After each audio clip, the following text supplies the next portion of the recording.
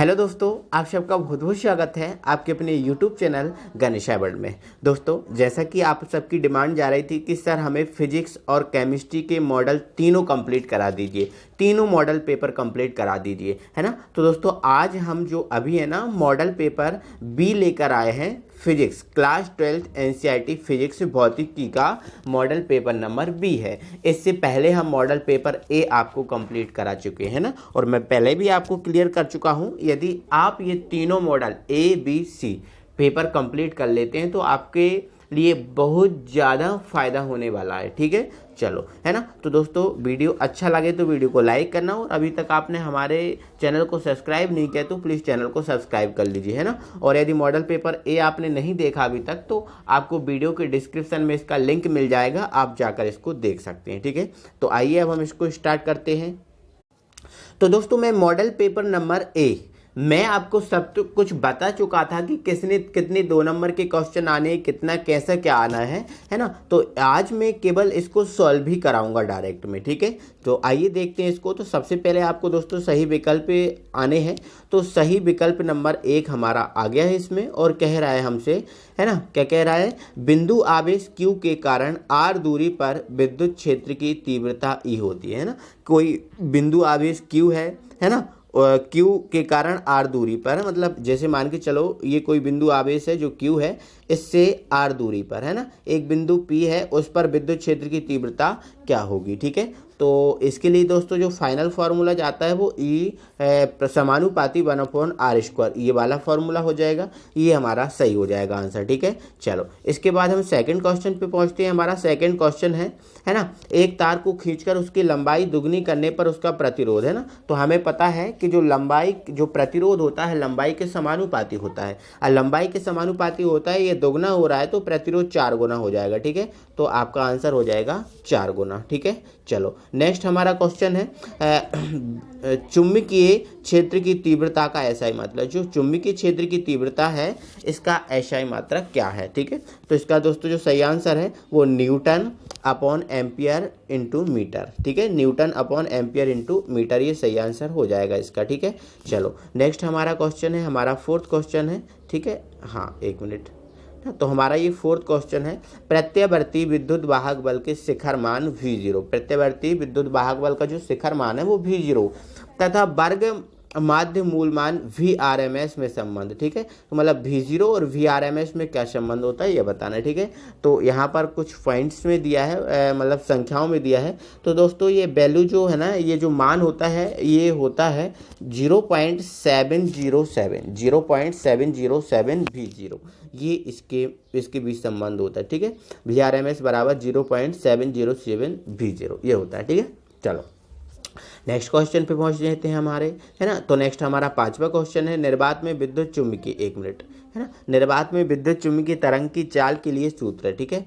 तो निर्वात में जब विद्युत चुम्बकीय जो तरंग है उसके लिए चाल क्या होती है, C, उसके लिए सूत्र क्या होता है, तो ये होता है √μ0/ε0, ये वाला सही आंसर होगा। ठीक है, चलो इसके बाद हम नेक्स्ट पहुंचते हैं, और नेक्स्ट हम पहुंचते हैं रिक्त स्थानों पर। ठीक है, तो रिक्त स्थान नंबर हमारा 1 है। ठीक है, और रिक्त स्थान नंबर हमारा 1 है, विभव मापी के तार की लंबाई बढ़ाने पर उसका प्रतिरोध सुग्राहिता, है ना। जब विभव मापी तार की जो लंबाई बढ़ जाती है तो उसका प्रतिरोध बढ़ जाएगा, है ना। अब उसने 2 गुना बोला तो होता तो हम 4 गुना बोलते, लेकिन वो तो बढ़ने की बात कर रहा है तो हम यहाँ पे बढ़ने की बात कर देंगे। ठीक है, तो आप क्या लिख दोगे, सुग्राहिता बढ़ती है। ठीक है, सुग्राहिता उभरती है। नेक्स्ट है चुंबकीय क्षेत्र का विमीय सूत्र, जो चुंबकीय क्षेत्र होता है इसका विमीय सूत्र क्या होता है। ठीक है, तो चुंबकीय क्षेत्र का विमीय सूत्र होता है मेरे भाई ML-2A-1। ठीक है, ये लिख लेना। ठीक है, तो ML-2A-1,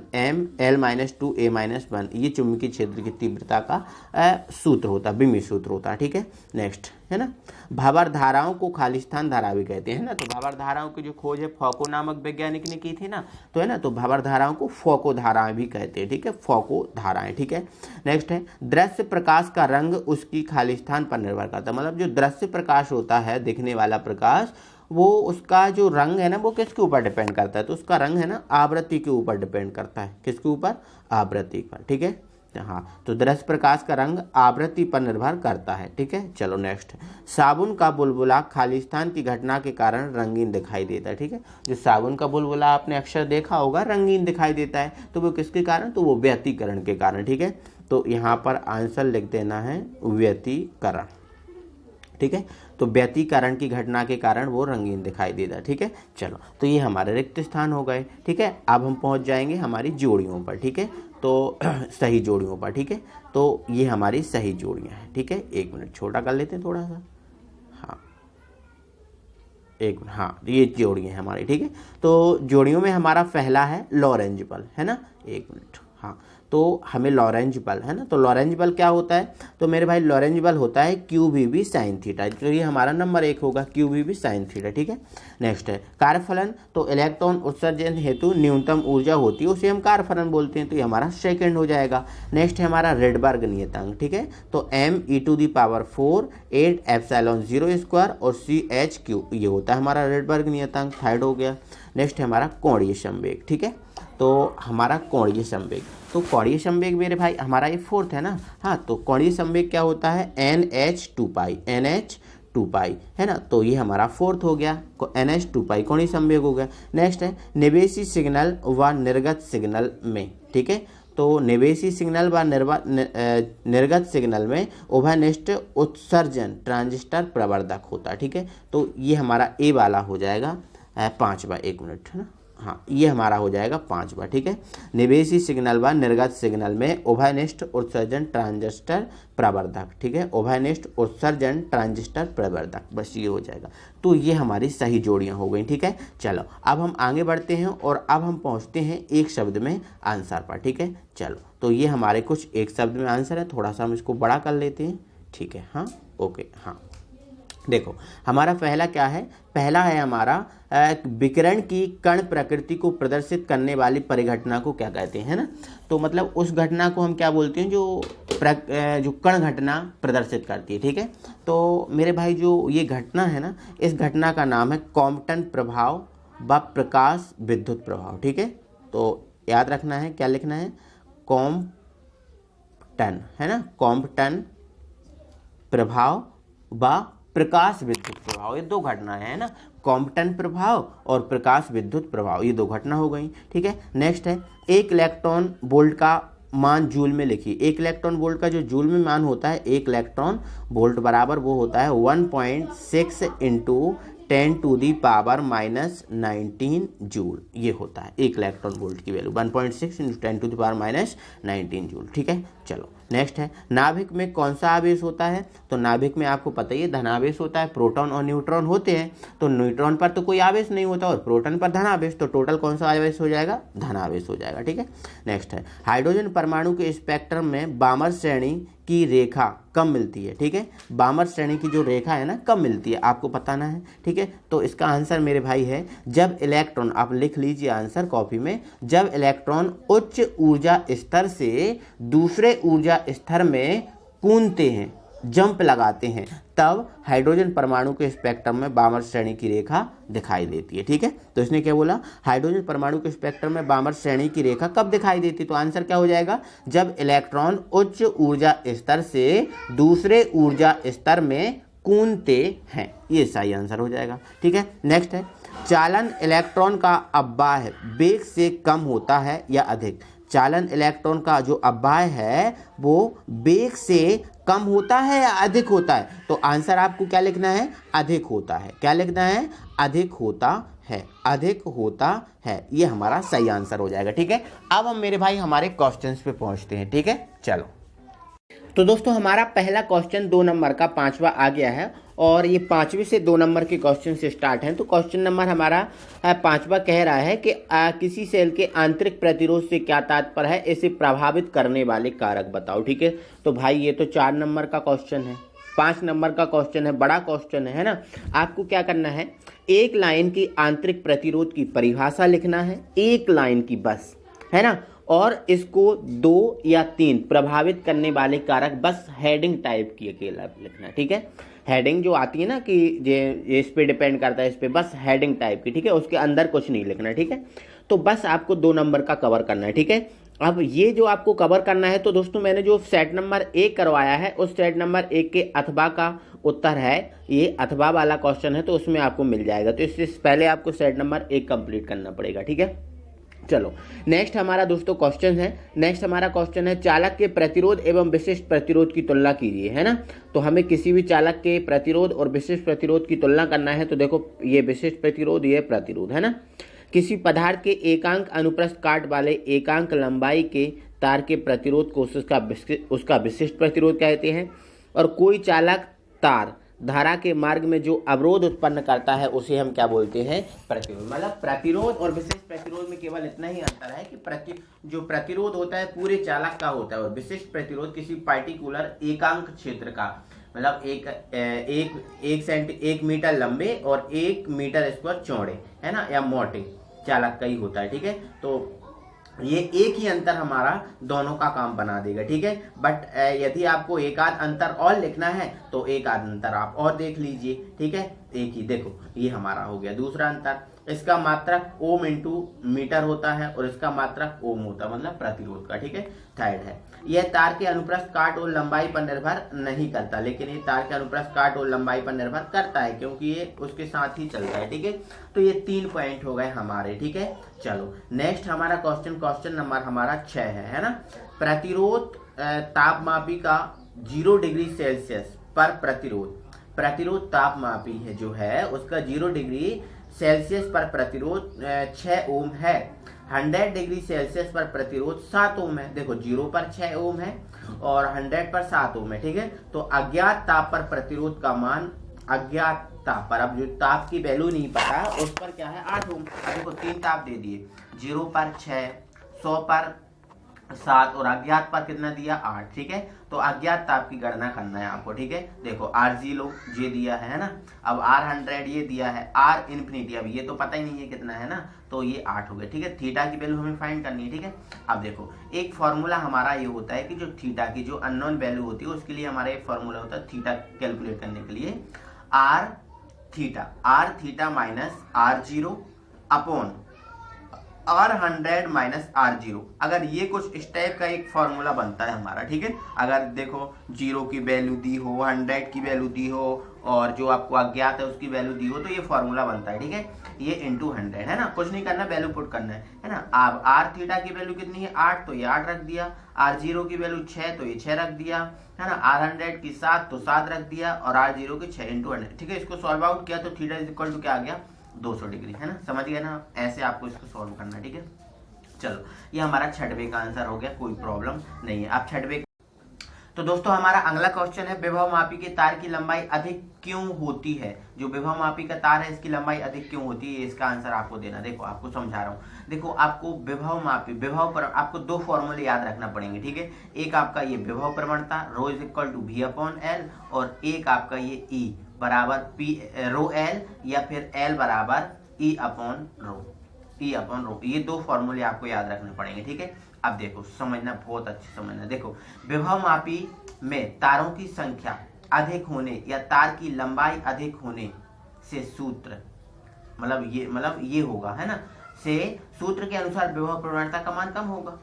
मतलब लंबाई अधिक होगी, देखो लंबाई नीचे है और आपका जो विभव प्रवणता है वो ऊपर, तो ये व्युत्क्रम, देखो ऊपर और नीचे है, मतलब ये व्युत्क्रमानुपाती का संबंध है। अब व्युत्क्रमानुपाती का संबंध है तो मेरे भाई, अब देखो जब L का मान अधिक हो, मतलब लंबाई जब अधिक होगी तो विभव प्रवणता का मान क्या होगा, कम होगा। अब विभव प्रवणता का मान कम होगा तो हमें मान कम नहीं चाहिए, हमें विभव प्रवणता का मान जो है ना वो कम नहीं चाहिए, तो यहाँ ये हो गया। अब विभव प्रवणता रो का मान कम होने से, अगर इसकी वैल्यू कम होगी, है ना, या आपका ये फॉर्मूला मत भेजना, तो होने से सूत्र L बराबर E अपॉन P के अनुसार संतुलन बिंदु की लंबाई बढ़ जाएगी।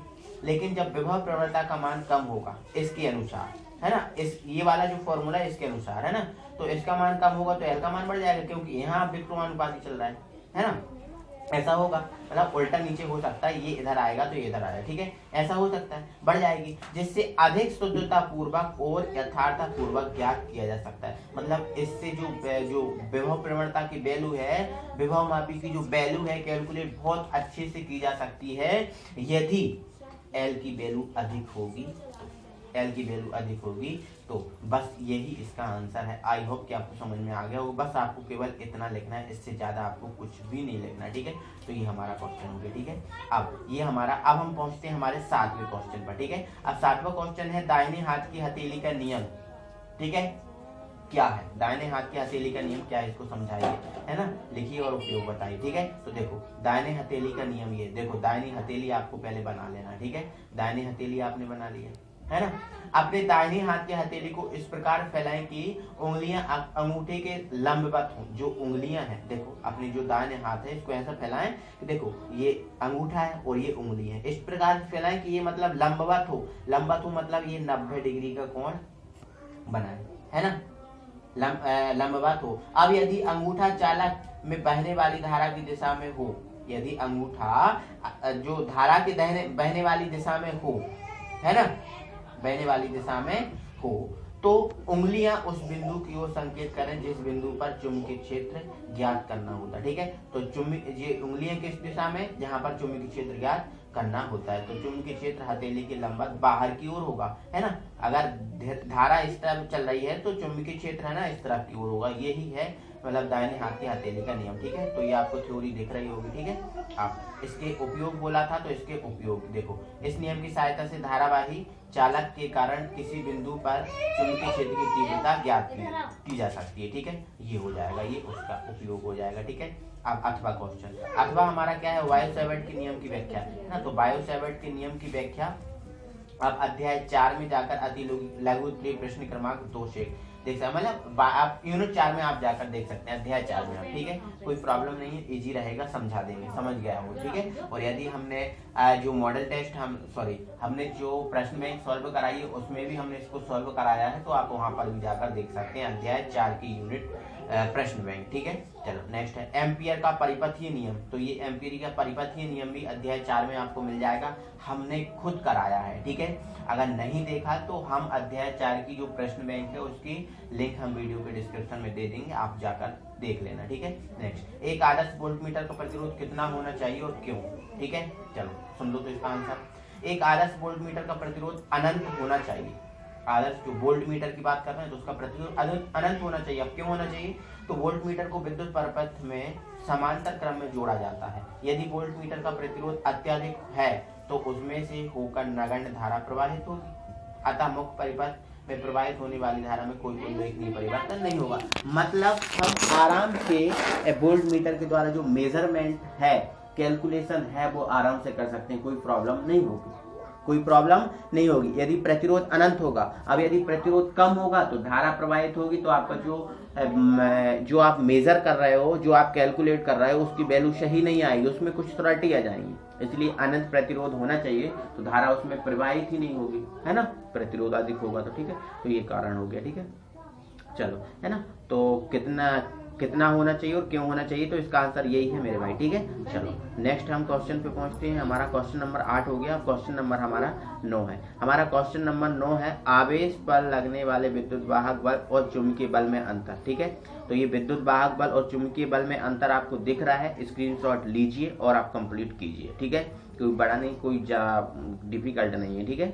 चलो नेक्स्ट क्वेश्चन पे पहुंचते हैं हम। नेक्स्ट हमारा क्वेश्चन है चल कुंडली धारा मापी के रेखा चित्र बनाकर उसका, हाँ तो ये भी हम करा चुके हैं मेरे भाई, है ना। जो हमने सेट नंबर 1 कराया है उसमें हमने करा दिया है, आप जाकर आपको देख लीजिए, सेट नंबर 1 कंप्लीट कीजिए, ठीक है। चलो नेक्स्ट है लेंज का नियम लिखिए एवं समझाइए कि कैसे लेंज के नियम ऊर्जा संरक्षण के नियम के अनुकूल है। ये भी हम करा चुके हैं, आप जाकर देखिएगा, ठीक है। चलो, है ना, तो क्वेश्चन पे आप ध्यान दीजिएगा, क्वेश्चन इंपॉर्टेंट है, बाकी आंसर तो आप कर ही लोगे, ठीक है। और नहीं बन रहा है तो मुझसे बोलिएगा सर आप तो अलग से कराइए बोर्ड पे, तो हम करा देंगे फिर, ठीक है।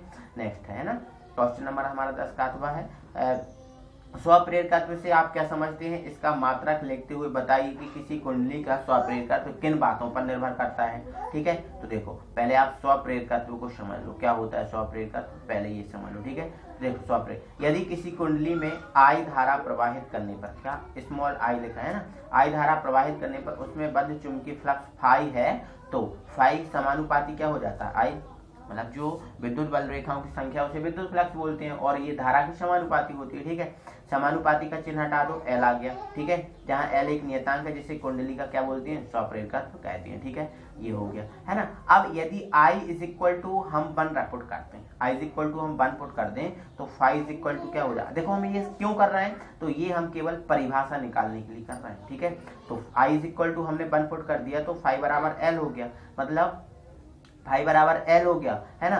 अब फाई क्या है, चुंबकीय फ्लक्स, और एल क्या है, स्वप्रेरकत्व। एल क्या है, स्वप्रेरकत्व। इसकी परिभाषा क्या हो जाएगी फिर, है ना। अतः किसी कुंडली का जो है ना स्वप्रेरकत्व आंकिक रूप से, है ना, कुंडली से बद्ध चुंबकीय फ्लक्स के बराबर होता है। बस इतना सा लिखना है, इससे ज्यादा कुछ नहीं लिखना, है ना। आंकिक, अब आंकिक रूप से क्यों, क्योंकि आई की वैल्यू हमने क्या पुट कर दी, 1, मतलब अंक में पुट कर दी, है ना।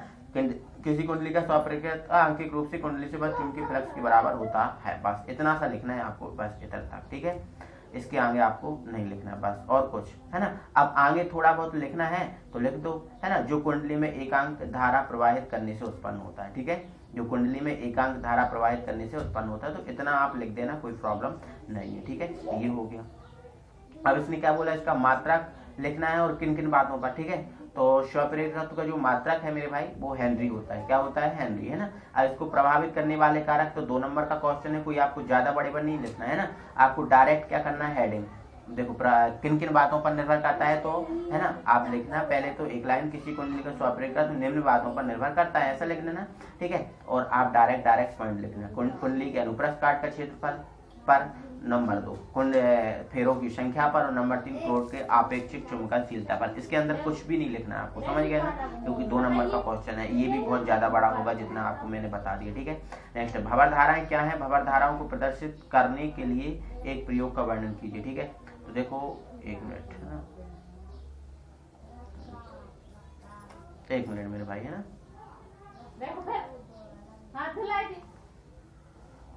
हाँ मेरे भाई, ठीक है। देखो ये भंवर धाराएं हैं, भंवर धाराएं ये है। भंवर धाराएं क्या होती है, जब किसी भी आकृति आकार के चालक को किसी चुंबकीय क्षेत्र में चलाया जाता है या उससे परिवर्तन चुंबकीय क्षेत्र में रखा जाता है, तो उस चालक से बद्ध चुंबकीय फ्लक्स में परिवर्तन होता है, अतः उस चालक में प्रेरित धाराएं उत्पन्न हो जाती हैं जो जल में उत्पन्न भंवर के समान चक्करदार होती है। मतलब जैसे हम जल में एक पत्थर फेंक देते हैं तो उसके चारों ओर वो भंवर धारा, भंवर से उत्पन्न होता है ना, उस टाइप के ना, इन धाराओं की हम भंवर धाराएं बोलते हैं। ठीक है, अब इससे संबंधित एक प्रयोग के बारे में इसने बोला है, तो इसके संबंधित एक हम प्रयोग कर देंगे इसका। ठीक है, चलो 1 मिनट, है, तो इससे संबंधित एक प्रयोग है ना, तो इससे संबंधित ये प्रयोग है इनका। ठीक है, बहुत ज्यादा बड़ा नहीं हो जाएगा, है ना, तो बहुत ज्यादा तो बड़ा होना ही है। ठीक है, तो आप क्या करना है, शॉर्ट में लिखना। ठीक है, भंवर धाराओं की परिभाषा भी शॉर्ट में लिखना, और ये जो प्रयोग है ये प्रयोग भी आप शॉर्ट में बता देना। ठीक है, चलो, है ना। अब देखो ये शब्द थ्योरी में देखोगे, शब्द आपको समझ में आ जाएगा, एक एक चीज, कोई प्रॉब्लम नहीं होगी। ठीक है, स्क्रीनशॉट ले लो और आप इसको समझ लेना। ठीक है, चलो नेक्स्ट है हमारा अन्योन्य प्रेरकत्व को परिभाषित कर मात्रक एवं विमी सूत्र लिखिए। ठीक है, अब इसने अन्योन्य प्रेरकत्व को परिभाषित करना है और मात्रक और इसका विमी सूत्र लिखना है। ठीक है, तो देखो अभी हमने स्वप्रेरकत्व को परिभाषित किया था, वैसे ही का वैसा सेम टू सेम हम अन्योन्य प्रेरकत्व को परिभाषित कर देंगे। ठीक है, तो देखो, है ना, अन्योन्य प्रेरकत्व, यदि किसी कुंडली में धारा आई प्रवाहित करने से, 1 मिनट, है ना, थोड़ा बड़ा कर लेते हैं, हाँ 1 मिनट, हाँ, तो धारा प्रवाहित करने से चुंबकीय कुंडली से बद्ध चुंबकीय फ्लक्स, है ना, चुंबकीय फ्लक्स क्या हो जाएगा, फाई समानुपाती आई, समानुपाती का चिन्ह हटाएंगे तो यहाँ m ले लेंगे। अब m क्यों ले लेंगे, क्योंकि यहाँ पर हम अन्योन्य प्रेरकत्व की बात कर रहे हैं, अन्योन्य प्रेरकत्व m होता है। ठीक है, आगे, है ना, m एक नियतांक है, जैसे कुंडली फेरों की संख्या, द्वितीय कुंडली, अब ये सब कुछ नहीं लिखना, m एक नियतांक है जिसे अन्योन्य प्रेरकत्व कहते हैं, बस। ठीक है, आपको डायरेक्ट लिखना है, जहां m एक नियतांक है जिसे अन्योन्य प्रेरकत्व कहते हैं, बस, है ना।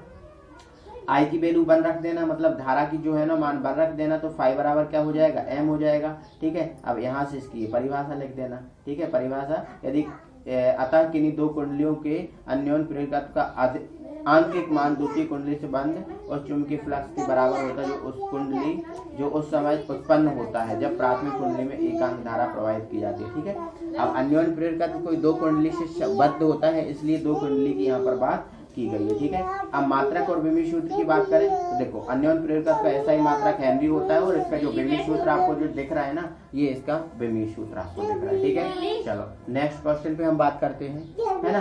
तो नेक्स्ट मेरे भाई हमारा क्वेश्चन है और क्वेश्चन नंबर हमारा ये 12 है। क्वेश्चन नंबर हमारा 12 है, विद्युत चुम्बकीय तरंगों के स्वरूपों का वर्णन कीजिए। विद्युत चुम्बकीय जो तरंग है इनके स्वरूप का आपको वर्णन करना है। ठीक है, ओके।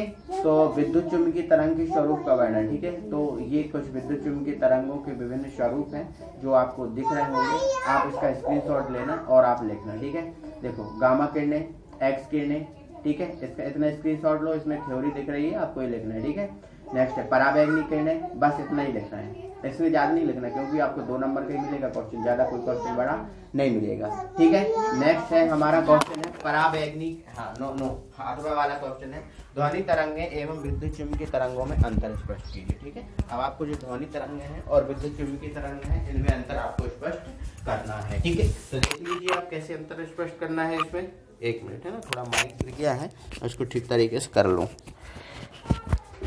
हाँ, ठीक है, तो ये विद्युत चुम्बकीय तरंगें है ना और ध्वनि तरंगें। ठीक है, आपको ये अंतर दिख रहा है, आप स्क्रीनशॉट लो जल्दी से और कंप्लीट कर दो इसको। ठीक है, हो जाएगा। हाँ, तो ये हाँ ये हो जाएगा। ठीक है, कोई प्रॉब्लम नहीं है। ठीक है, और ये तरंगें हमने पराबैंगनी किरणों तक बताई हैं और भी आपको किरणें लिखना है तो देखो ये इस तरफ आपको दी है। ठीक है, ये पूरा स्क्रीनशॉट ले सकते हो आप इधर तक का। ठीक है, चलो नेक्स्ट क्वेश्चन पे पहुंचते हैं। नेक्स्ट क्वेश्चन है हमारा, प्रकाश के विवर्तन से आप क्या समझते हो। आप प्रकाश का जो है ना विवर्तन आपको समझाना। ठीक है, तो जो प्रकाश का विवर्तन है, ये प्रकाश का विवर्तन, इसकी परिभाषा आपको ये दिख रही है, स्क्रीनशॉट लो और आप लिखो, है ना, क्योंकि इजी है, कोई ज़्यादा बड़ा नहीं है। ठीक है, अब हाइगन की द्वितीय तरंगिका सिद्धांत का आपको वर्णन करना है। ठीक है, तो ये आप अध्याय 10 में जाकर आप दे सकते हैं इसको, है ना, क्योंकि हम मॉडल पेपर करा रहे हैं तो मॉडल पेपर में आपको सिर्फ आप ये मायने रखिए कि आपको क्वेश्चन प्रोवाइड करा रहे हैं हम इम्पोर्टेंट। ठीक है, आंसर का मत देखिए, आंसर हम जितने समझा रहे हैं उस पर ध्यान दीजिए। ठीक है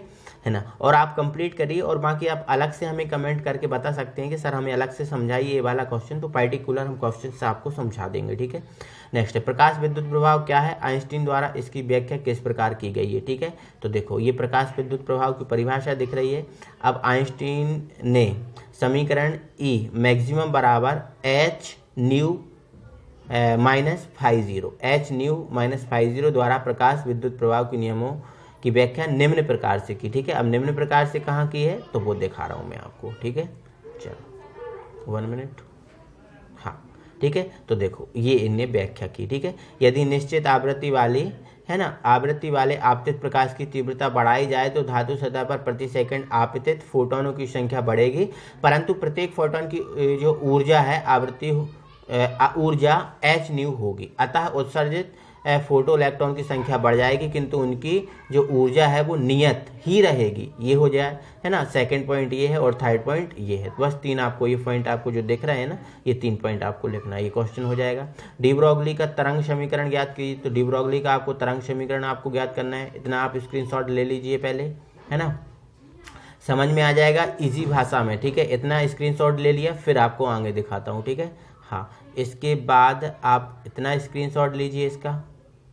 ठीक है, इसके बाद आप ये यहाँ तक आपको कंप्लीट जाकर 1 मिनट, है ना, हाँ, यहाँ तक आपको जाकर 1 मिनट, यहाँ तक आपको जाकर कंप्लीट कर लेना है। ठीक है, यहाँ तक ये दिख रहा है ना समीकरण नंबर 6, यहाँ तक। ठीक है, चलो नेक्स्ट है हमारा क्वेश्चन, किसी विद्युत द्विध्रुव के कारण अक्षीय स्थिति में किसी बिंदु पर विद्युत क्षेत्र की तीव्रता के लिए व्यंजक। ठीक है, ये आप कर लेना, है ना। गॉस का नियम लिखिए, इसका रेखीय आवेश के कारण किसी बिंदु पर विद्युत क्षेत्र की तीव्रता इस नियम की सहायता से ज्ञात कीजिए। ठीक है, तो ये गॉस का नियम जो है, ये गॉस का नियम छोटा सा है तो ये आप दिख रहा होगा, ये गॉस का नियम हो जाएगा। ठीक है, ये दिख रहा है छोटा सा। ठीक है, अब देखो इसके लिए जो व्यंजक है ना, ये वाला, ठीक है, तो ये वाला आपको व्यंजक करना है, दिख रहा है ना आपको छोटा छोटा, है ना।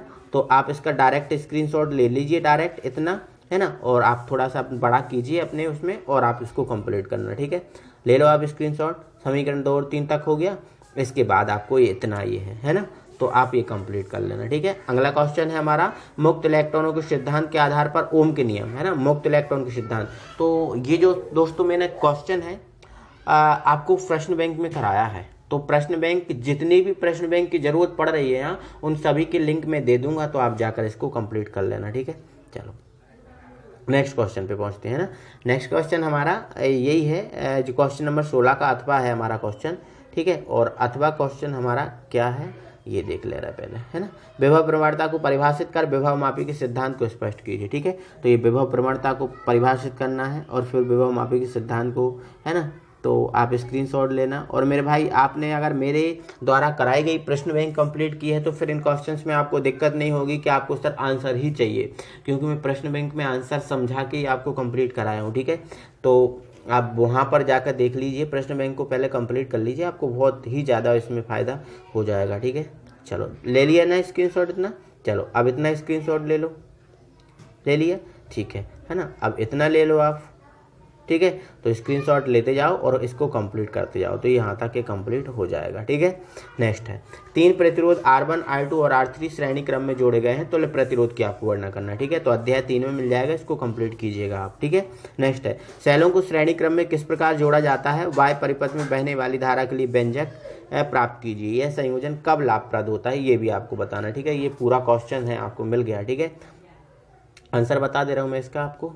ठीक है, तो इसका आंसर ये है, आप देख लो, इसका आंसर ये है, स्क्रीनशॉट लो आप, है ना, और बड़ा करके अपनी कॉपी में लिख लेना। ठीक है, चलो और थोड़ा देखो, हाँ ये पूरा हो जाएगा, थोड़ा सा लाइन रह गई इसमें, ये हो जाएगा। ठीक है, दो प्रकार, अब अगला हमारा क्वेश्चन है 8वां। ठीक है, 2 प्रकाश तरंगे, ये आपको गिवन है, मध्य पथांतर कितना होगा ये बताना है। ठीक है, तो इसमें आपको पथांतर बताना है 2 प्रकाश तरंगों की। ठीक है, तो पहले तो आप जो आपको दिख रहा है ना, इतना स्क्रीनशॉट ले लो आप, इधर से लेकर इधर तक का। ठीक है, दिख रहा है ना, इधर से लेकर इधर तक का ले लिया। ठीक है, अब इसके बाद हम आगे दिखाते हैं, तो ये इतना आपको कंप्लीट करना है, दिख रहा है ना, ये कहाँ से कहाँ तक, इधर से यहाँ और फिर ये यहाँ तक आपको कंप्लीट करना है। ठीक है, चलो, है ना, देखो समझ गए ना, यहाँ से लेकर यहाँ तक और फिर ये, है ना। चलो नेक्स्ट हमारा प्रकाश तरंगें अनुप्रस्थ प्रकृति की होती है, इसे सिद्ध करने के लिए एक प्रयोग का वर्णन करना है। ठीक है, तो ये आपका ये क्वेश्चन है, ये प्रयोग है, ये आपको दिख रहा है, इसको आप समझना है। ठीक है, वीडियो बड़ी हो जाने के कारण हम आपको नहीं समझाएंगे, आप खुद को समझना है इसको। ठीक है, तो आपको दिख रहा है ना, ये पूरा प्रयोग है इसका, दिख रहा है ना, आप स्क्रीनशॉट लीजिए, इसका ऊपर बढ़ा रहे हैं, ये पूरा प्रयोग है इधर तक का। ठीक है, ये इधर तक का रहेगा आपका प्रयोग। ठीक है ना, इधर तक का रहेगा प्रयोग। ठीक है, नेक्स्ट है अल्फा कणों के प्रकीर्णन संबंधी रदरफोर्ड के प्रयोग का वर्णन कीजिए। आपको महत्व भी बताना है, तो ये रदरफोर्ड का प्रयोग यहाँ से रहेगा यहाँ तक, है ना, और ये इसके फ्रैक्शन रहेंगे इधर से इधर तक। ठीक है, तो इतना आपको कंप्लीट करना है। ठीक है, और ये रदरफोर्ड का है ना, ये डायग्राम रहेगा ये वाला। ठीक है, चलो निष्कर्ष ये रहेंगे, इतना हो जाएगा कंप्लीट। ठीक है, चलो नेक्स्ट है इसका ये अथवा का वाला क्वेश्चन है, ये न्यूमेरिकल क्वेश्चन है, इसको हम समझाएंगे आपको। ठीक है, चलो समझ लो। हाँ देखो, एक मिनट, है ना, तो देखो क्वेश्चन में हमें क्या बोला है, एक मिनट और बड़ा कर लेते हैं इसको। हाँ, तो ये हमारा क्वेश्चन है, ये हमसे क्वेश्चन क्या बोल रहा है, MEV, है ना, ऊर्जा का अल्फा कण चांदी Z बराबर 47 के लिए नाभिक के अधिकतम कितने निकट पहुंच सकता है। ठीक है, MEV ऊर्जा का अल्फा कण चांदी के नाभिक के अधिकतम कितने निकट पहुंच सकता है। तो देखो आपको ये सूत्र, तो इसके लिए देखो, तो एक ये सूत्र होता है, ये जो आपको ये सूत्र होता है, इसके लिए ये तो याद रखना पड़ेगा। तो इसकी जो वैल्यू होती है ये होती है टोटल, ये है ना, ये वैल्यू होती है। ठीक है, अब यहाँ ये वैल्यू होती है 1/4 ε0, ये तो इसकी वैल्यू तो ये होती है, ये वाली वैल्यू होती है। Z की वैल्यू आपको दी है, E की वैल्यू आपको पता ही है इतनी होती है, तो ये सब वैल्यू आप पुट करिएगा।